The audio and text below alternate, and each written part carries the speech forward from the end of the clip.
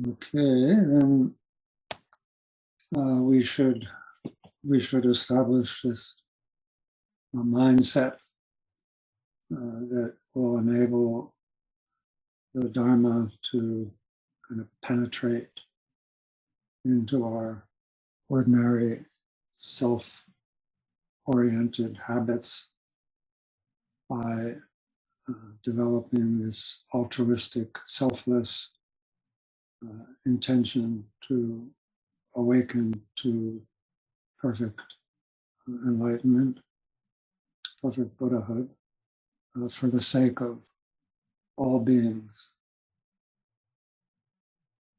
And so with compassion as the guiding principle and how we envision connect with all beings, and this intent to gain perfect wisdom, and maintaining this twofold bodhicitta internally, and then direct your attention to absorbing the words of the teachings, the Dharma, and intend with the intention to put them into practice, which means to be introduced to these, being introduced to or hearing the teachings, and then being able to subsequently reflect on them and retain them, so that you can actually convert your mind to the Dharma, uproot what are called the faults of the listener, where the teachings just go in one ear and out the other,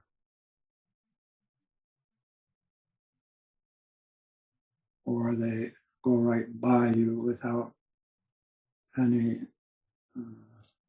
traction, without penetrating.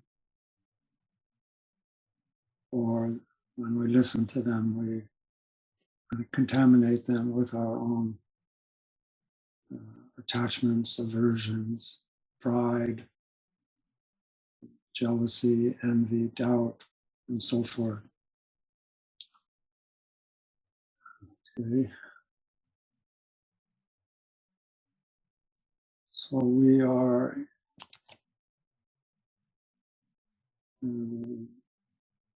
studying the words of my perfect teacher.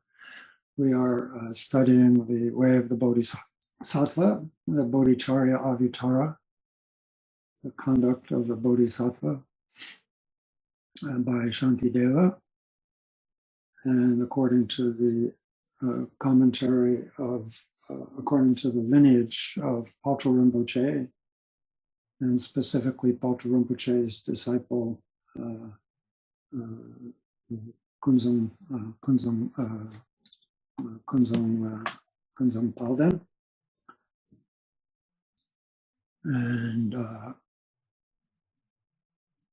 in that tradition, Paltra Rinpoche presented these 10 chapters as a commentary to the famous slogan attributed to Nagarjuna.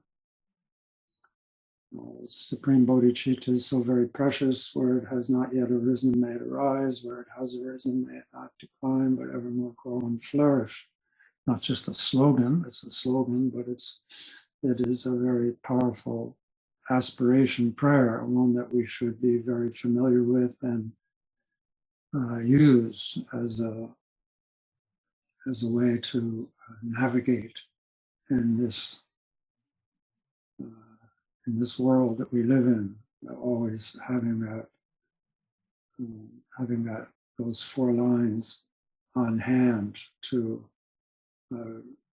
remove our confusion about how to cope or deal with all the different things that are thrown in our face thrown in our way these days. If we always have that, may Supreme Bodhicitta arise where it hasn't arisen, and it's certainly when we look around with our own kind of clouded, cataract covered mind or vision, we see the impurity, and so we should address that impurity that we project onto what is essentially pure phenomena, and give rise to an aspiration that bodhicitta arise in my mind where it hasn't arisen, arise in the mind of others where we perhaps mistakenly see that it hasn't yet arisen, and may it not decline, but mature into, consummate into perfect awakening. Right now, we are in the commentary, the part of the Bodhicharyavatara that is the commentary to the second part of that aspiration, where bodhicitta has arisen, may it not decline, may it not be forgotten, may it not be overwhelmed here by carelessness, by mindlessness, and by anger. These are the three, there's actually four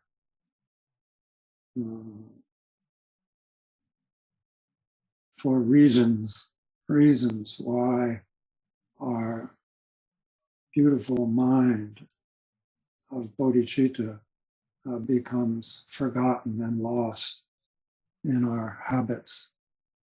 And one is because of carelessness. We allow our circumstances to overwhelm our bodhicitta, our newly aroused bodhicitta. And so the fourth chapter here teaches us what it is we need to be careful of. So this is a very key step in getting to the point where we are now. We have to know what to be careful of, what to look out for. What is it that does dampen or obscure or corrupt our bodhicitta, our mind of awakening, our intention to benefit beings.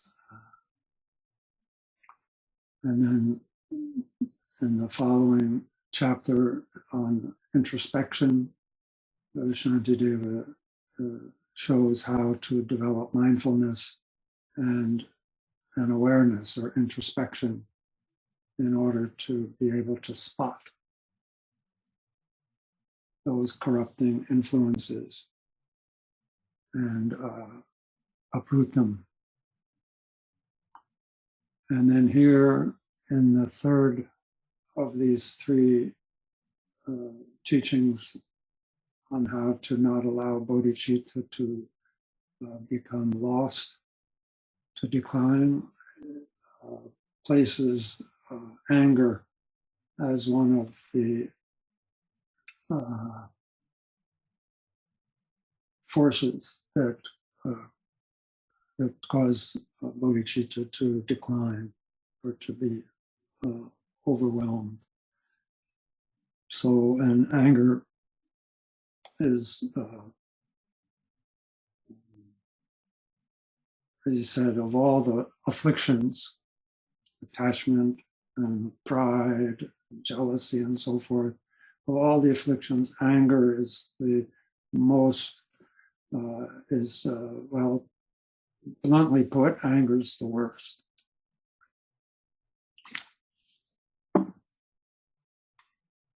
So patience then is the best of all the virtuous practices. The practice of patience it's the best practice. It's the most virtuous mind training, I guess you could say. And it's also the most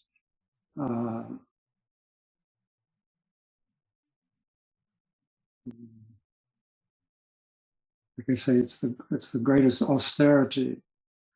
It's the one that takes the most sort of sacrifice of our usual habit, our samsaric habits, those habits that keep us in samsara, that keep us in that box of conditioning.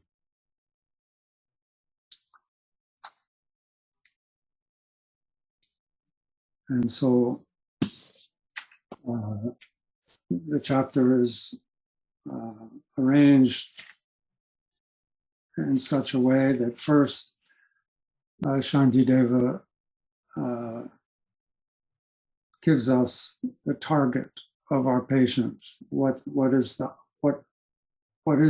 that will be the object of our patience? So we need to know how to, in order to practice patience, we need objects. This is a Mahayana practice where we are involved in samsara. We are beginning bodhisattvas. We are beginning bodhisattvas. And as such, we are not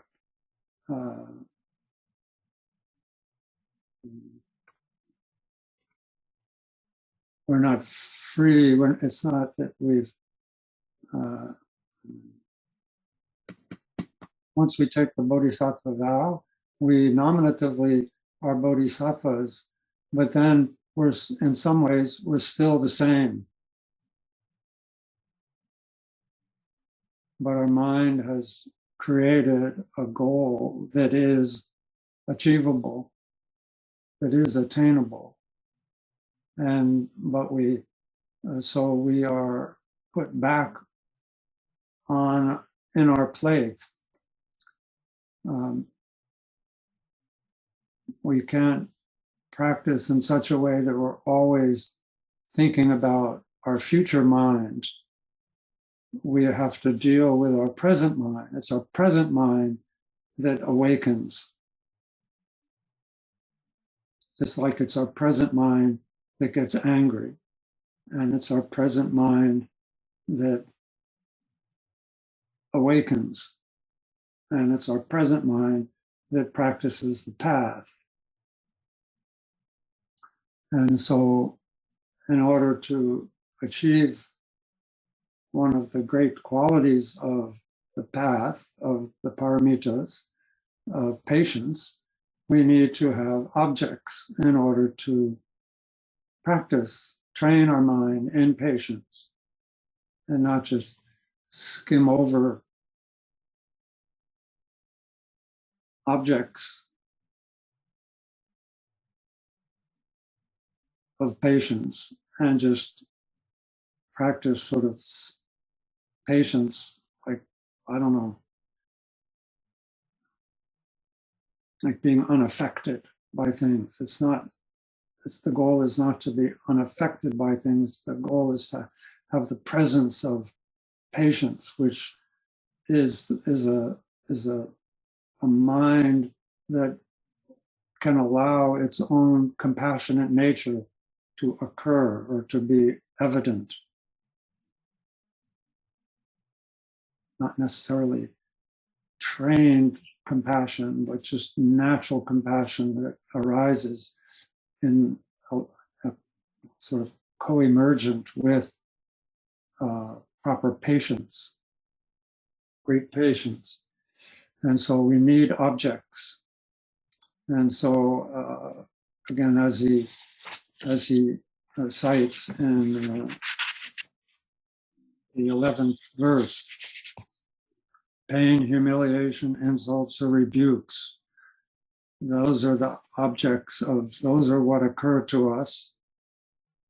And of course, pain and all of those there are four kind of categories. They also have other names and other ways of expressing themselves. So you can meditate on those so that we don't miss the opportunity to practice patience. It can be little pain, little humiliation, little insults, teeny rebukes. But we need to look for almost those opportunities to practice patience and not just try to navigate down our life in corridors where we don't run into these things, but kind of put ourselves out there into our world and notice when we are able to practice patience. We don't want them, so then it's also these four kind of categories. They will arise to us, and we'll notice that we don't want them. We prefer to be left alone. We prefer to be kind of the way we are, just maintaining our habit of self-cherishing. We don't like to get the stink eye from people or be insulted or these kind of things. So we don't want them. And people that we like, our friends, our relations, our club, our all those that we affiliate with, people that go to the same coffee place, or we don't want those people also to have these things occur to them. And it doesn't bother, or it also kind of bothers us, and we get angry when those that are against us, those who mistreat us, those who are acting in all those who are sort of bad behavior people, those we perceive as going against our philosophy or our worldview, and are intent on uprooting that or destroying our sense of the way things should be. We don't like it when they are happy. We don't like it when they are praised or when they are successful. And so when those occur, those are objects of our patience as well. And we can also dig back into the past, our cultural history, who maybe our race, our nationality, our allegiances that we've kind of part of our samsaric habit of identifying with. All the conflicts that are going on, we kind of just maybe racially or culturally or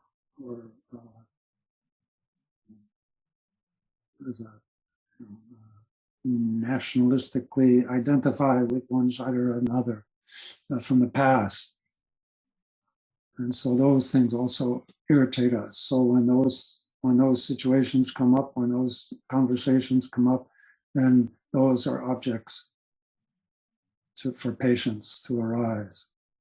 And so the rest of the chapter goes through the stages, it goes through the training in how to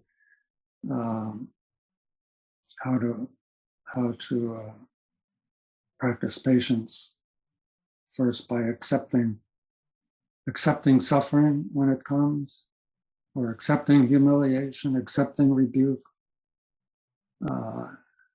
And so in the next 10 chapters, 10 verses, Shantideva talks about how to, through training the mind, through reflecting on these verses, we can come to accepting the fact of suffering and not react to suffering as being unwanted, but actually be able to enjoy or be joyful in suffering in that it allows us to actually achieve patience.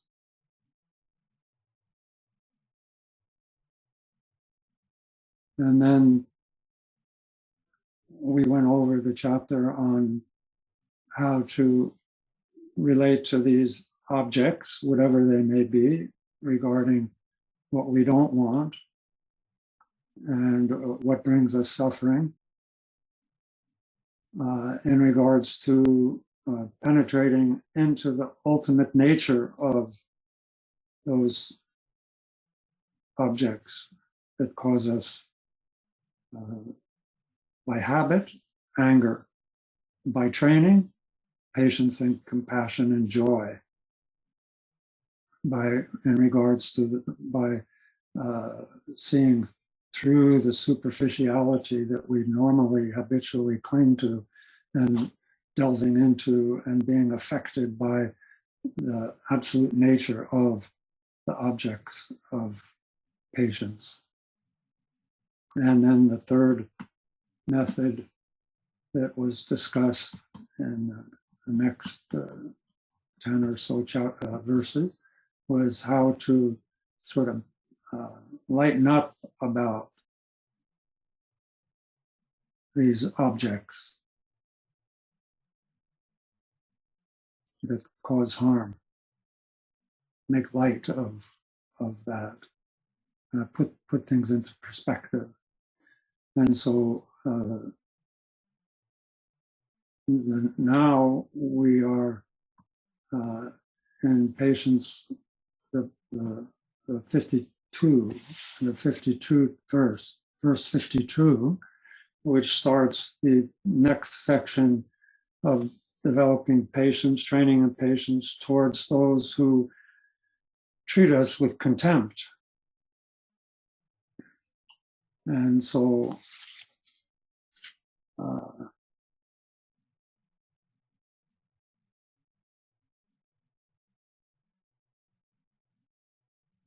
he starts right off by saying, because the mind is bodiless, it cannot be destroyed by anyone. So no matter what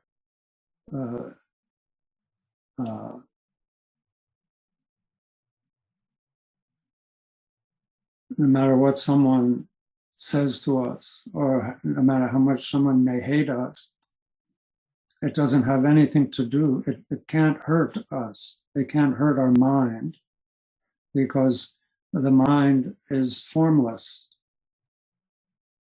So when we reflect on that, then we will come to understand how that can be. Mind here meaning thoughts, sort of the aggregation of thoughts.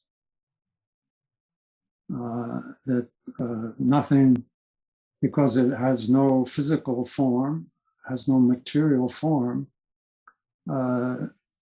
nothing can really harm our mind.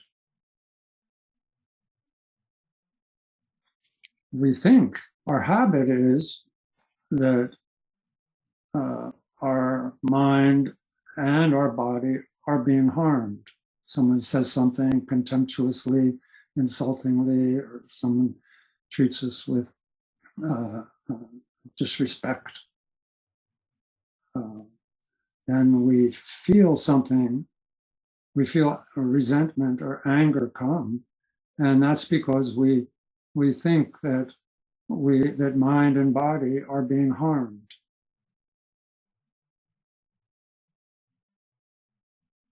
And so we need to reflect and contemplate how nothing, no one or no thing can actually destroy one's mind, because mind is formless. It's not made out of material. It's just the aggregation of thoughts that are invisible and ephemeral and have no form. And so there is no reason, it's illogical to get angry because of the mind, fearing, being afraid of the mind being harmed. And then he says, regarding the body, then because of mind's attachment to the body, this body is oppressed by pain. So we basically, it's because our mind has become attached to a body as a support, and the mind sort of claims this body as its own. And so we suffer. If there was no clinging to our body, then there would be no pain. Like it says, it's very clearly in the Buddhist teaching, it says, when there's no clinging to the body, then there is no experience of pain. There's no injury felt. And we can see this evidence of this in great meditation masters and those who have undergone what normally would be great painful diseases and injuries, and have experienced kind of the blissful quality throughout that. I always think of His Holiness, the previous 16th Karmapa, who died of what typically is a very excruciating cancer. And the whole hospital was quite impressed or astounded by this individual who came and was just completely at ease and kind and aware, and people just felt his open-hearted compassion throughout, right up until his body has stopped living. No clinging, no pain when it comes to the body. So it's only because of our mind's attachment that we fear what will happen to our body. Say if someone treats us disrespectfully or with contempt, our body reacts as if our body is attacked. Our mind reacts as if our mind reacts.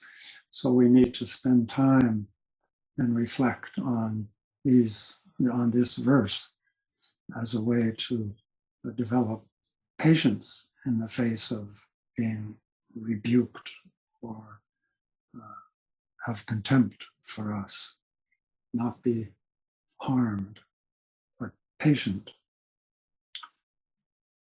53 says, scorn and hostile words and comments that I do not like to hear. My body is not harmed by them. What reason do you have, O mind, for your resentment? So, angry looks, insults, accusations, false rumors, gossip, instead of all of these things, our body and our mind are not really harmed at all. Matter of fact, compared to our body, our mind is even less harmed by these things. So it's being resentful or being angry, and if we follow this reasoning, then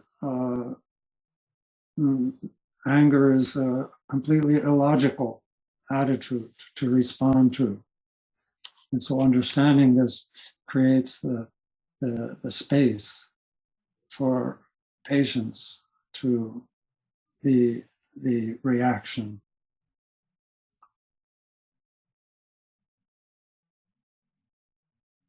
Which in the face of, if we practice, that's why I always stressed previously, it's good to practice with small things so that we get used to this logic, and then practice just sitting and reading and then reflecting on this logical approach to to antidote the illogical approach that we typically use in our world, in our worldly life. Everything we do has a certain kind of illogical, delusional incorrectness from the point of view of our nature, our basic nature. And so it is important that we contemplate and reflect on these as a way of antidoting when we have small little things that occur, then this logic, if we've become familiar with it, it will immediately spring forward because it's sane. It's being sane. And sanity also matches our nature. So it becomes much more integrated. We become much more aligned with our nature when we think and act logically. And so that's what Shantideva, that's what these teachings are doing, is that they are interacting with our illogical behavior and turning that attitude towards patience, which again is the ushers in kindness and compassion that was blocked by and destroyed by anger.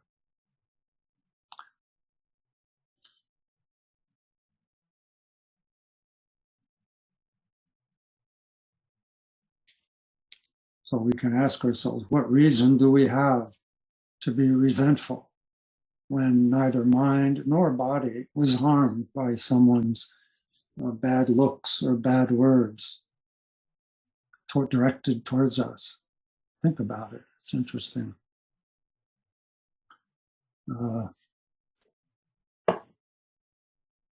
54.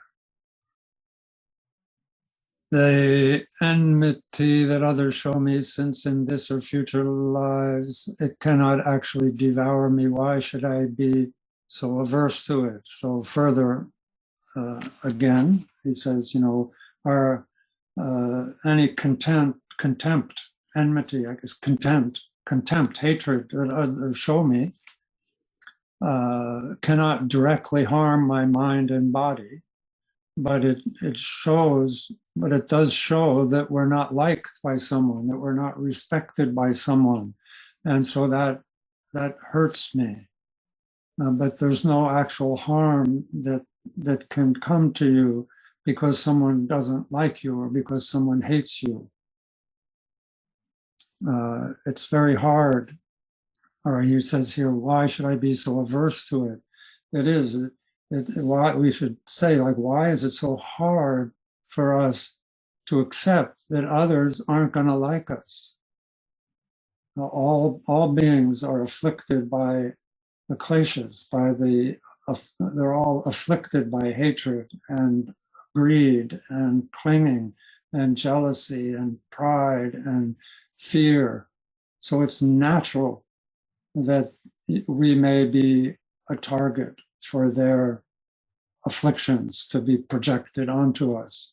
So why should we be so fearful or averse to that, to being disrespected by others? Why be angry? We should be able to bear it.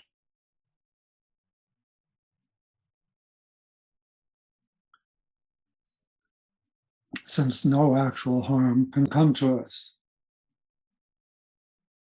So think about it like that.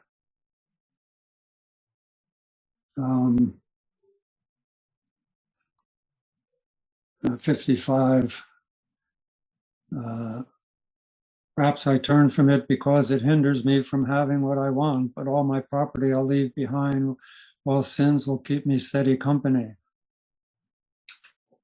Okay, these next several verses have to do with kind of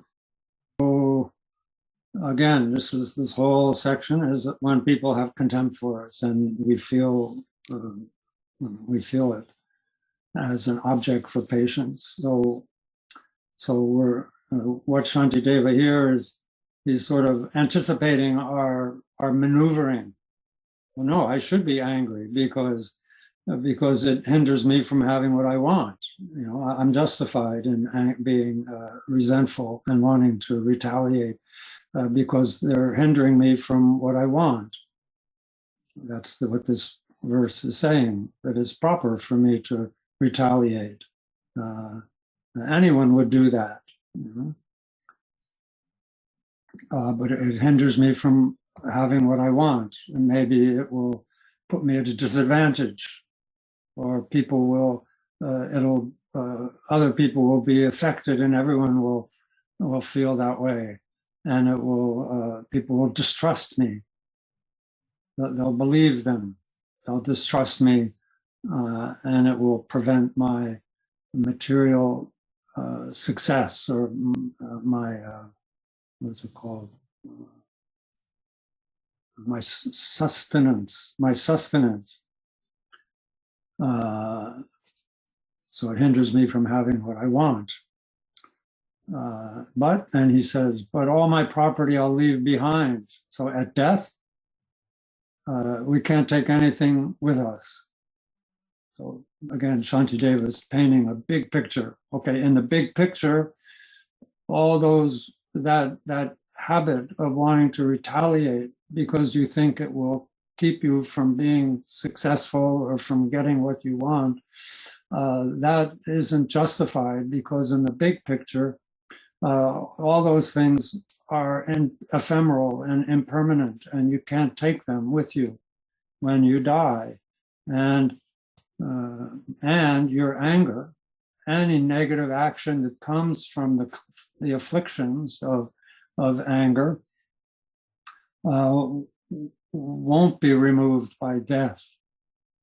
You know, we leave everything behind, but we don't leave the traces, the seeds of our anger behind, and they will ripen in the future. At death, in the interval between death, the next life, and so on and so forth, and throughout our long future, those seeds of anger will continue to materialize into one or another form of suffering. And so negative acts that are, motivated, well, negative acts are, body, speech, and mind acts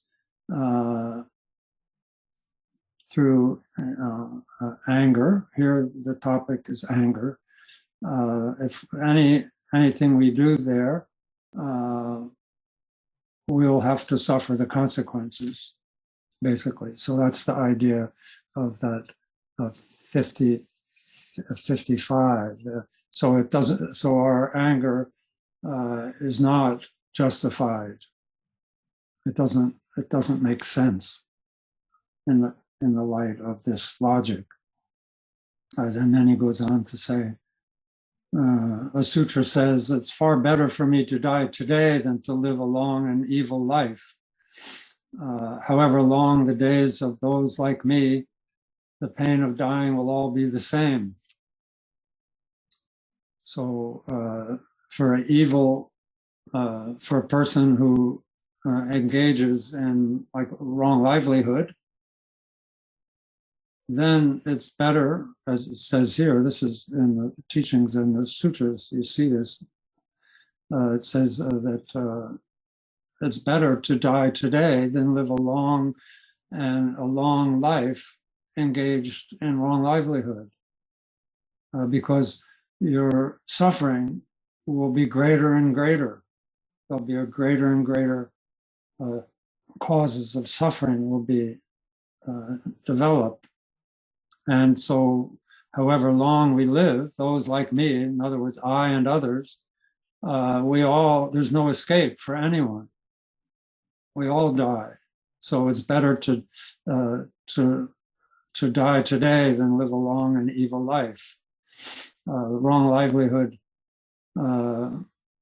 speaking of wrong livelihood, in the basic vehicle, the first turning of the wheel, the Shakyamuni Buddha in the first turning of the wheel, where he outlined or presented the Eightfold Noble Path, was he taught, his advice was right action, right speech, and right livelihood. These are these three points, these three modes of conduct make up, those are the cornerstones of what's called moral discipline in the Eightfold Noble Path. And of course, right action has to do with, of course, in the basic vehicle, it has to do with not engaging in negative actions, sort of the abstaining, avoiding intentionally killing, avoiding stealing, avoiding sexual misconduct, and then the right speech has to do with avoiding bad speech, lying, slander, abusive speech, useless kind of gossip, involving, being sort of taking delight in exchanging rumors and gossiping. These are the two, right action and right speech in the basic vehicle is sort of an avoidance. And he taught it as a practice of noble, this is the practice of the Eightfold Noble Path. And also he said how difficult it is. It's difficult to recognize negative speech as you're engaging in it. It's difficult to recognize it. And it's difficult to antidote it, and it's difficult to keep it from coming back. These are called the three difficulties of moral discipline, or of right speech and right action. Is difficult. The three difficulties. We should appreciate that it's not just us, but the Buddha taught 2,500 years ago or more now.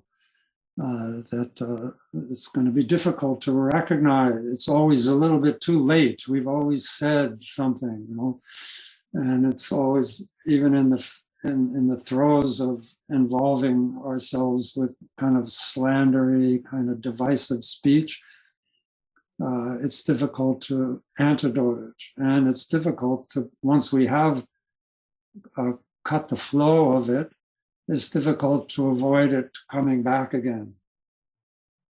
So it's just the persistent nature of the kleshas.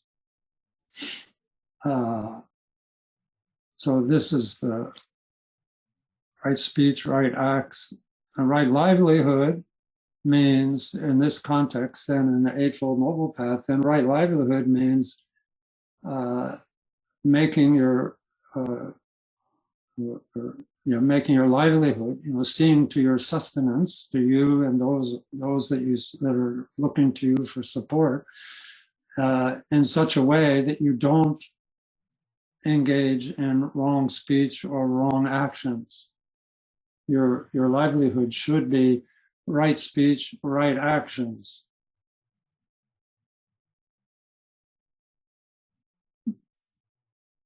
So that's sort of the book, the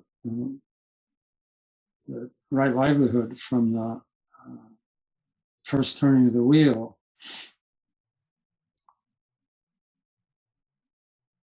So living a long and evil life here refers to wrong livelihood. Further, in the later teachings, we see in the sutras that, and particularly for the Sangha, that is to say, like monks or nuns, or teachers, preceptors, lamas,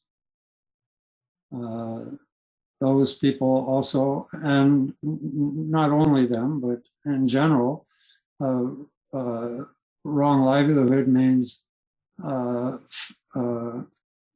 using flattery to support to support yourself, and see how, like for monks and nuns, and that can be a real threat to livelihood for basically people that are sort of in a beggar level. Or hypocrisy, being hypocritical is a big threat. And gaining your livelihood by having to be or delighting in being hypocritical, or seeing that you have to be hypocritical in order to be successful at either getting offerings or getting paid. Or also, and being seeming to be generous, but it's a generosity that has a sort of a hidden agenda, kind of a self-interested generosity with this, what do they call it, strings attached. This kind of this is wrong livelihood, or what Shantideva, or what the translators call here, an evil life. Or putting forward your status or your position as a way to gain your sustenance. You can see what that means. Using your position. And also putting on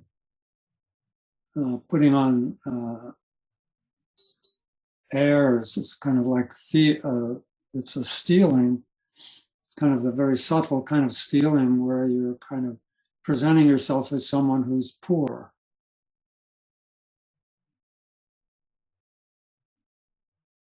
Pretending to be in poverty, pretending to have needs as a way of gaining livelihood, as getting sustenance. So that idea, again, this deepens and reinforces it causes our previous contemplations, where we contemplate, impermanence and karma and the precious human birth. It deepens those contemplations when we call them forth as an antidote to the illogical rationale of responding impatiently or in anger to contempt that's shown to us. It will develop patience and will also deepen our understanding and appreciation of the impermanence of things. And then also it can reveal that absolute nature of phenomena as an antidote to anger, as we talked about earlier.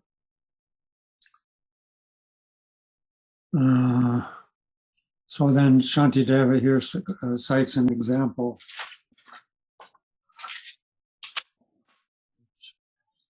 One man dreams he lives 100 years of happiness, then he wakes. Another person dreams an instant happiness, and then he wakes.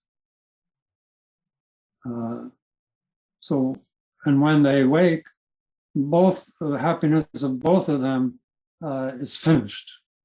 It never returns. So he's using that sort of metaphor as something, as a simile for when death comes. Likewise, I should read this properly. Huh? And when they wake, the happiness of both is finished, never to return. Likewise, when the hour of death comes round, our lives are over, whether brief or long. That's his.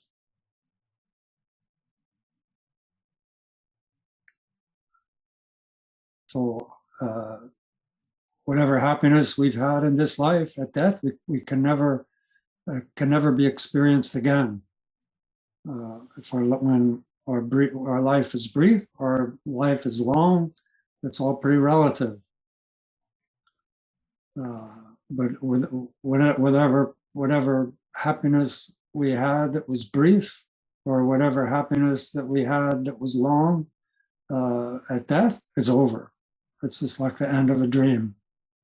And we can't return to that pleasure and happiness again. It's over. There's only the experience of death and whatever degree of suffering we do or don't have at death. And then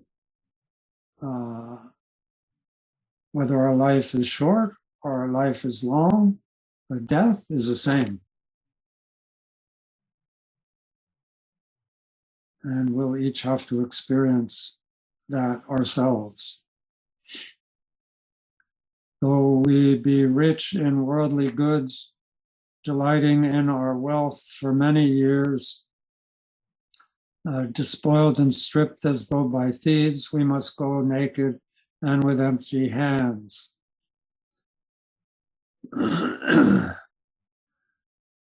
So we've been involved with our possessions for our whole life, and put lots of effort into securing or gaining and securing sense pleasures, objects of our senses, sense pleasures. But at death, all of those, it's not just according to the teachings of the contemplations of impermanence, as you know, then when we die alone, completely alone.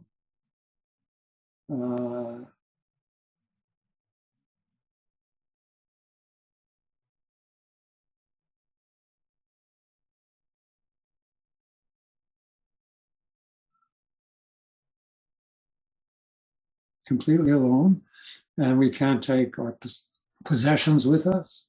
Like Rinpoche used to say, we can't take one needle with us when we die. So all of that, and according to the contemplation, the teachings of impermanence, when we die, all our possessions, it's not that they'll just sort of fade away, but because of our habit, our habitual clinging to them and attachment to them, and our sort of all of the associated comfort and security and order that we've clung to because of how we've, organized our shelves, and how we've kind of kept our vehicles, and how we've managed our finances and our bank accounts and all of our all the things, all how we've not just had possessions, but all of our sort of expressions that we've gained from our possessions, the pride that we've had in our possessions and so forth. That those possessions, the suffering comes there, and it's as if, like it says, it's as if our organs are being torn out. It's like a thief coming here, he says, by stripped, it's as though we're being stripped, pushed aside and stripped by thieves. That's how we think of as dying without possession, that we can't take our possessions with us. And so then, of course, it's taught how then we should give away everything before we die, so we don't have to go through that at a moment in all the stress, all the accompanying stress of death. We should at least be free of our possessions as much as possible. Of course, here the point is not to be angry at those that interfere with our possessions, or with our fear of not being able to have possessions or achieve our goals or be successful, because some people are contemptuous of us. That's the point here, is to undermine that urge to retaliate and be angry at those that are angry at us, because it will affect our lifestyle, our reputation, and so forth. We don't. So this is an antidote to that, and that is the target of our practice of patience. Is that contempt that others have for us? Okay, just to keep it within the context of this, but definitely when we die, it never hurts to contemplate. When we die alone. No possessions, no family, no friends, and no body. Even this body we can't take with us. So that's alone. Like we came into this world alone, but kind of it's different. We were quite sequestered before birth, and the habit of being attached to our body was quite developed. And for a whole, almost a year, better part of a year, our consciousness clung to a very insubstantial, very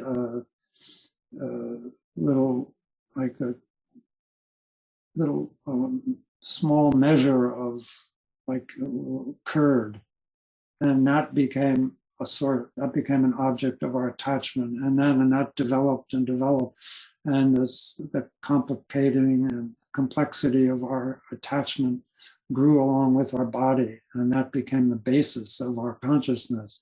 And so when we were born, we were already had this relationship with our mother, and so on and so forth, and we had no control over anything. In the bardo, we had no control. It was all pure impulse, pure karmic storm. There was a karmic storm behind us that drove us. We had no control. And we've had not that much control. Well, that's what we're trying to gain here, is control over our mind. That mind that didn't have control in the bardo previously. So the difference between being alone when you're born and being alone when you die is that when you die, you can prepare for it.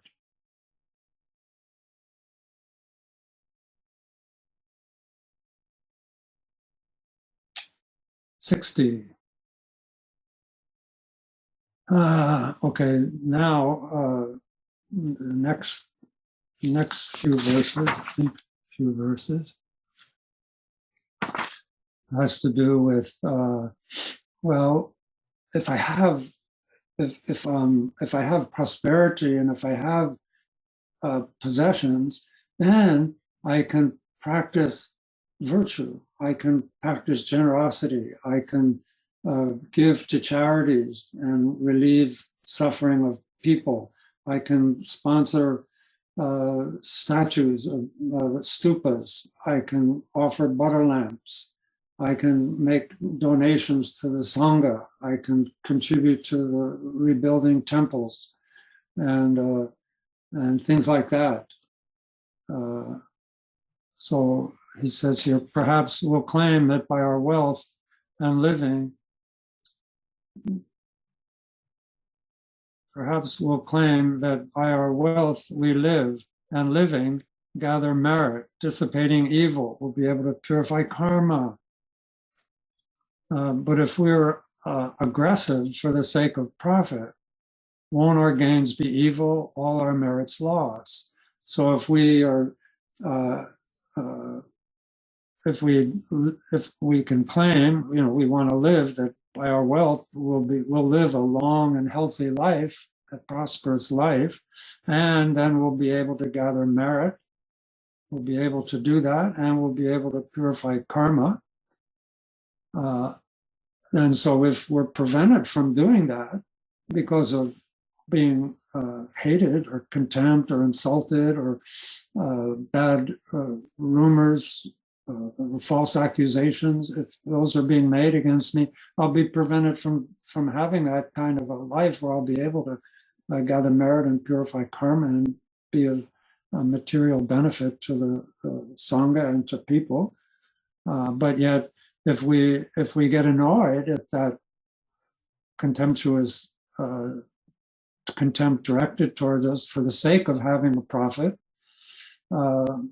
our gains, our negative actions will only increase, and our merit will be lost.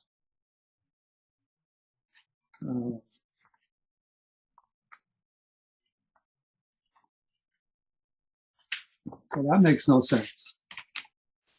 That doesn't justify it, basically. That's what he's doing, is undermining our sort of maneuvering and justification for being angry.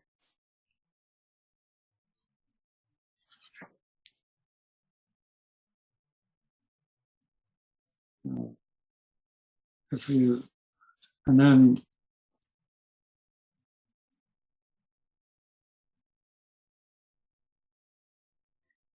so in the commentary, Azung Baldan refers back to verse 31, where it says, all things depend on other things, and these likewise depend. They're not independent. There's an endless, things occur in an endless regression of foregoing causes. All things are knowing this, we won't be annoyed. That everything depends sort of ad infinitum. There's no original cause for someone being contemptuous of us. Everything is like a magical illusion. Everything is circumstantial.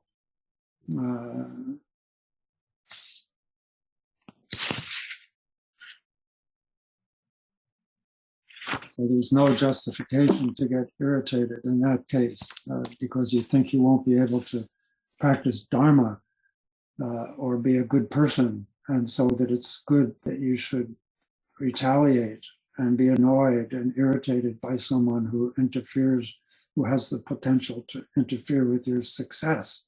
So that doesn't work. And then in the verse 61, and if the aim for which we live is thereby wasted and undone, in other words, in that case, if the real aim is to purify negative actions and accumulate merit, and to accomplish the twofold benefit, one's own enlightenment and the enlightenment of others, if that's the aim of our purpose, then it's what use is there living in that way? It's wasted when evil's the only consequence. So what point is there in living that way? What's the point there? Our merit and non-virtue, or our merit and virtue, will actually decrease. That's the only thing that will come from that. So, like he says, it's not just like, what's the point in living like that? What if that's the case? Then, like, what's the point in not dying?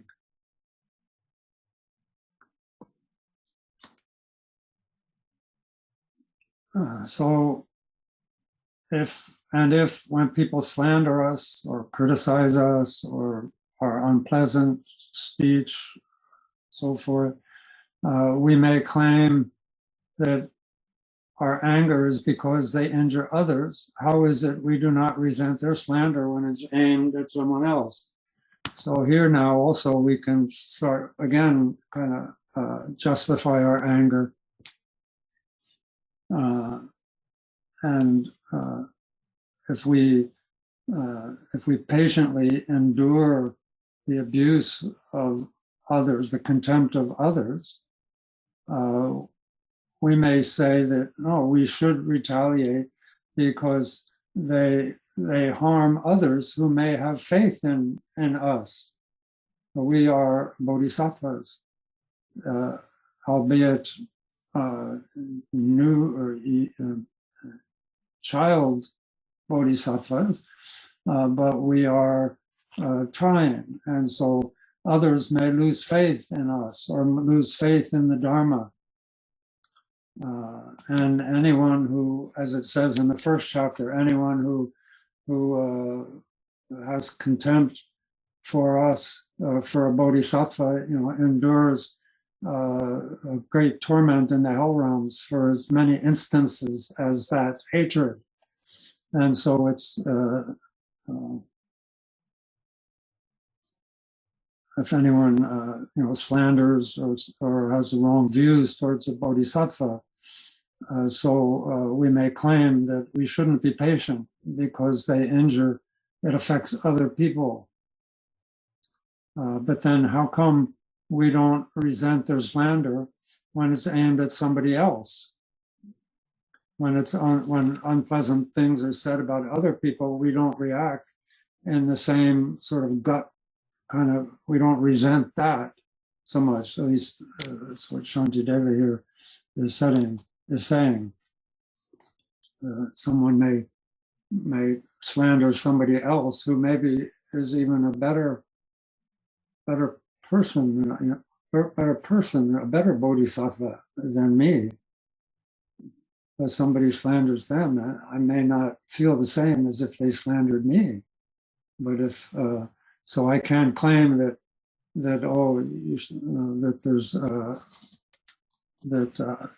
I should retaliate so that people who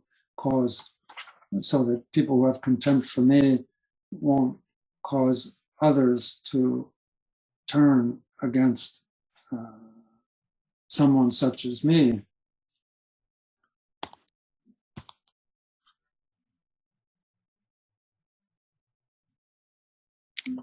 And 63, and if we bear with this antipathy because it's due to other factors, why are we impatient when they slander us? Defilement, after all, has been the cause of it.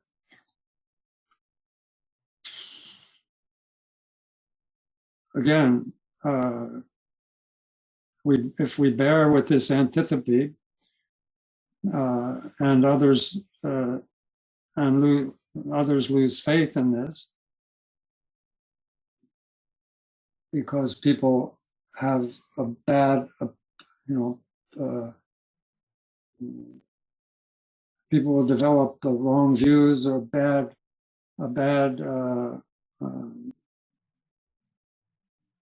people will have the perception of bad behavior occurring.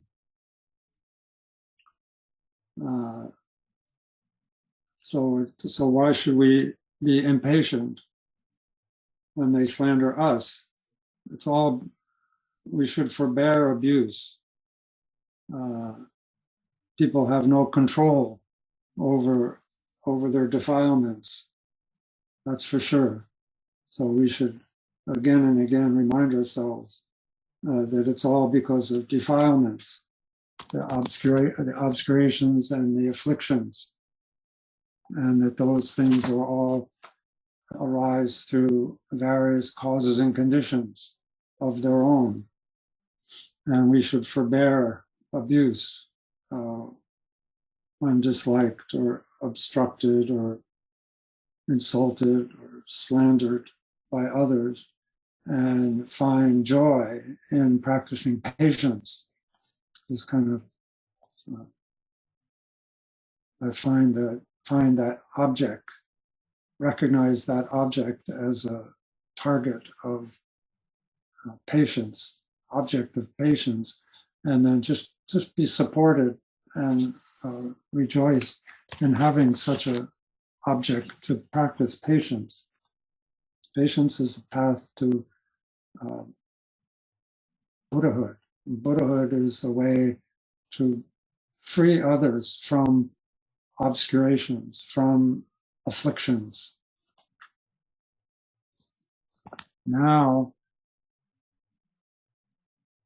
our ability is we're trying to find out in this whole wide world of confusion and struggle and hatred and violence and we call it a conflict, how to not just how to be free ourselves, but how to free others from those sources of those actions. Because everything is interdependent. All sentient beings are really, they say, what is it? Malupa means all sentient beings without any exception. It's all as if sentient beings are all one being, just like our body. Our body is like, includes our little toe and our hair follicle and everything is included. And so it's like the sentient beings are like one body. But how do we affect one body? The Dharma approach is the individual. The individual must train their own mind in the path of the Bodhisattva. That's how the whole will be affected.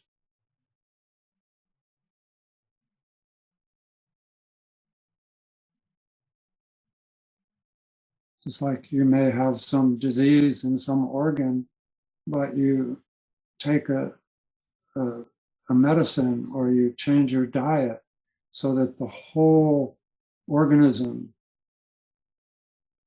changes to relieve the affliction in one particular part.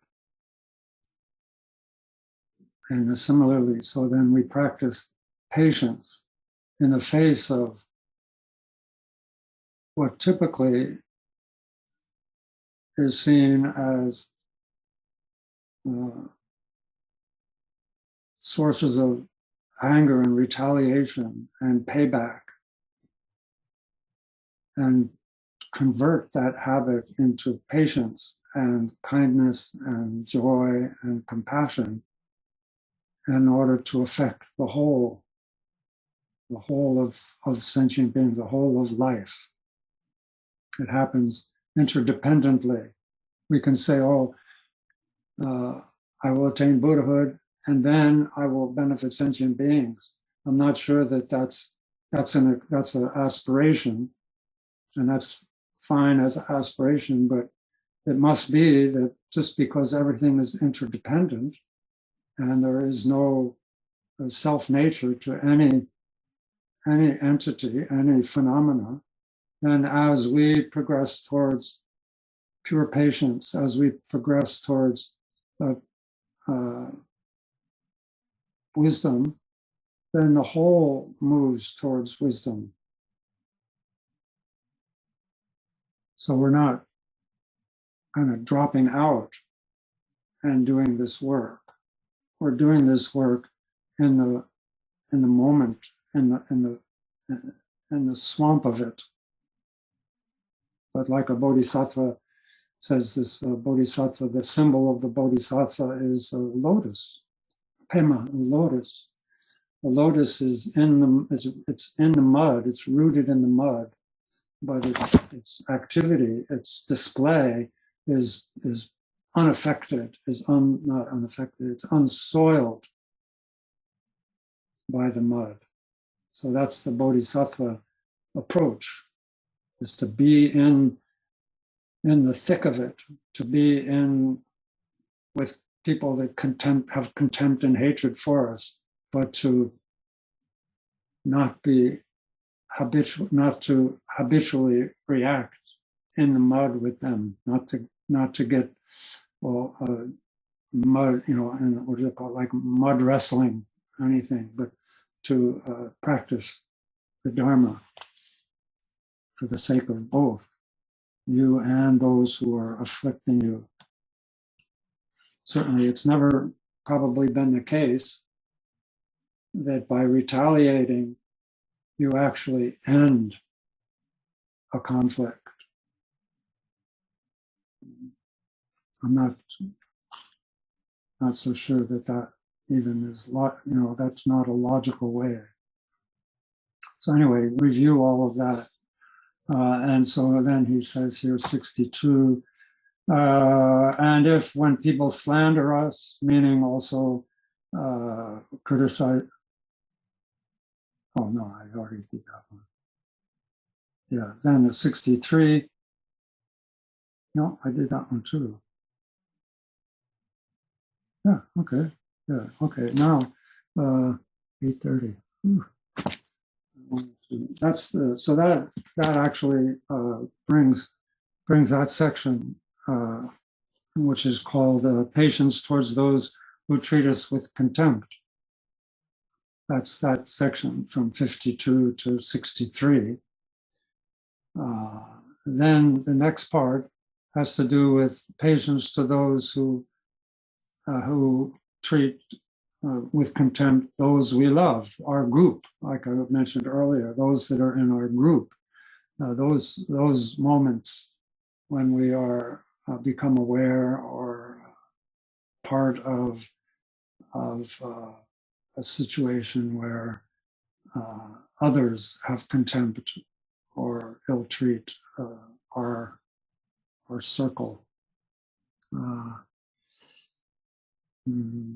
I think that this is a little bit too much to go into tonight, and I think we should end with that so that these discrete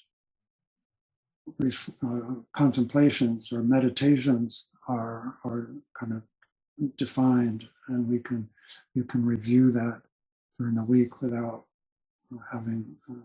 mixing it up with other things. This has to do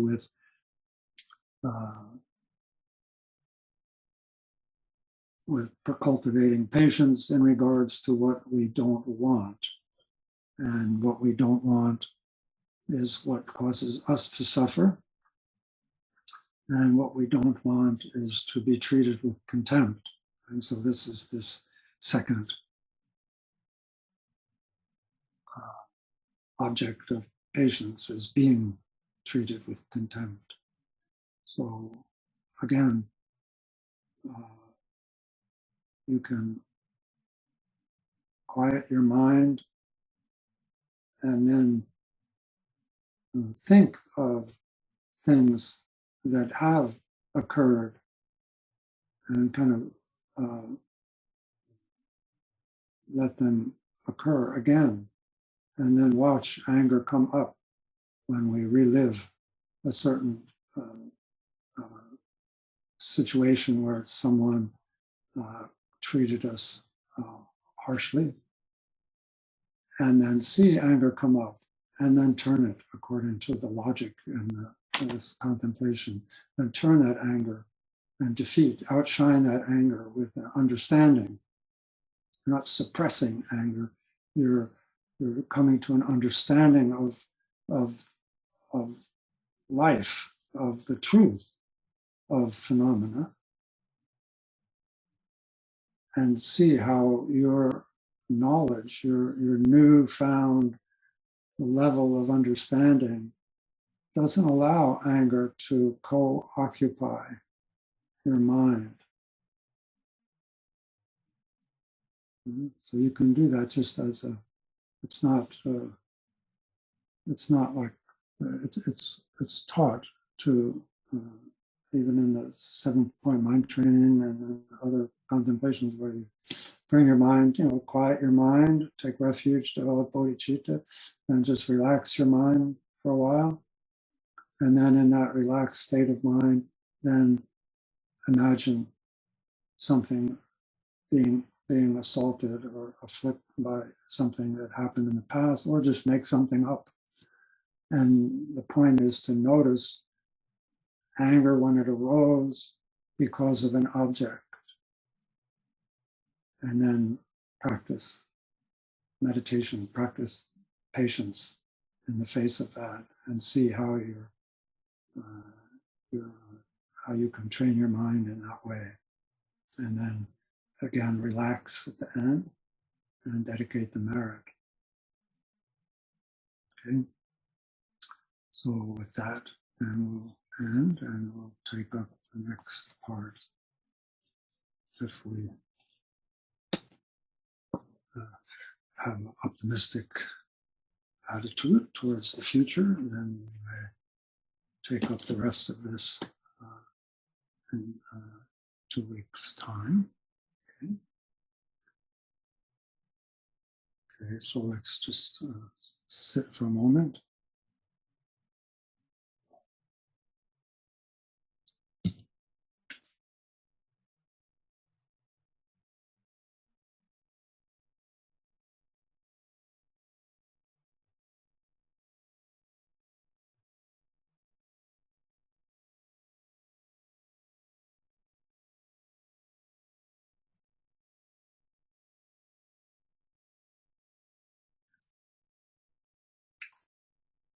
Okay, then do the dedication of merit.